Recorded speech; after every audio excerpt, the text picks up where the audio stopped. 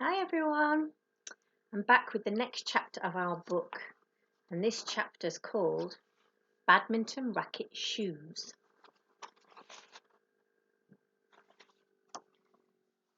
As soon as we got outside, Zach yelled, "Look, it's working!"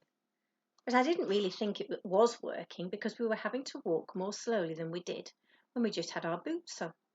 And I knew that there was no way we were going to be able to run if we saw the Yeti. The snow was still really thick, so we kept on having to wipe our swimming goggles so we could see. Jody pointed ahead and said, "The bike shed's this way. Follow me. Stay as low to the ground as you can and don't make any loud noises." And she looked right at Zach when she said it. And I knew that she did that because of how loud he'd been when we'd first got outside and he got excited about his racket shoes. So me and Zach followed, and we crouched down as much as we could without falling over. We followed Jody all the way to the old bike shed. But when we got there, Maisie was gone. And that's when I spotted one of Maisie's mittens on the ground, and I gasped and went completely still because there was something next to it, a big clump of brown and white fur. And that's when we knew that we were too late. The Yeti had Maisie. We all ran outside again and looked around because we were panicking. And then all of a sudden, I smelled a really bad smell. And I gasped because it was really bad. And also because I knew it must be the Yeti's distinct odour. I turned round and looked at Zach because he was behind me. And he said, "What?"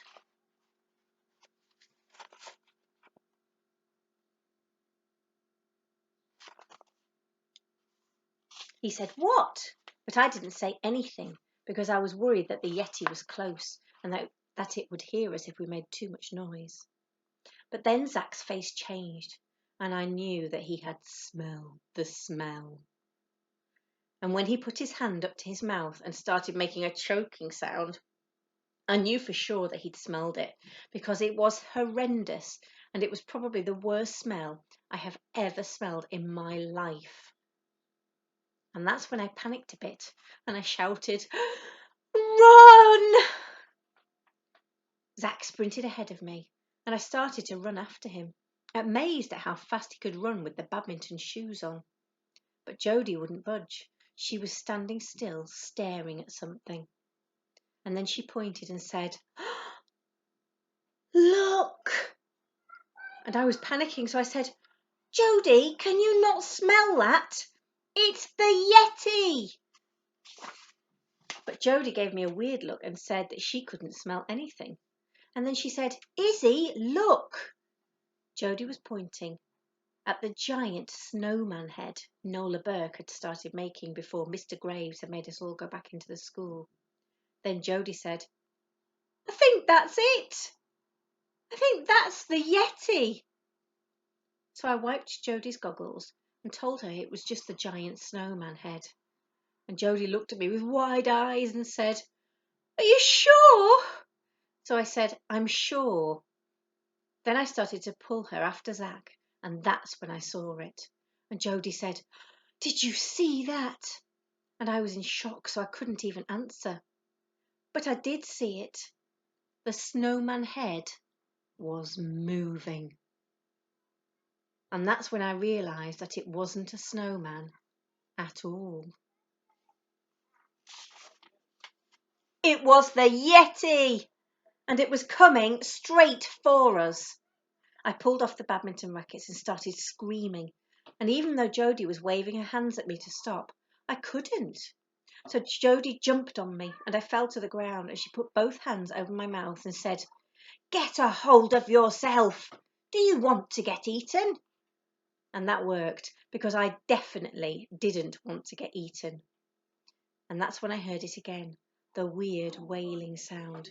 But it was much louder this time.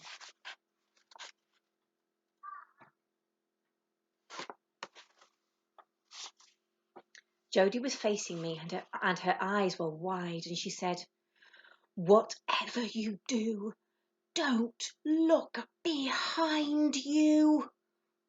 Just run!" And I wish she hadn't said that, because as soon as someone says that, you just have to look. So I looked, and that's the last thing I remember. I have to wait till the next chapter to find out what happens next. The next chapter's called The Yeti Baby. See you next time. Bye.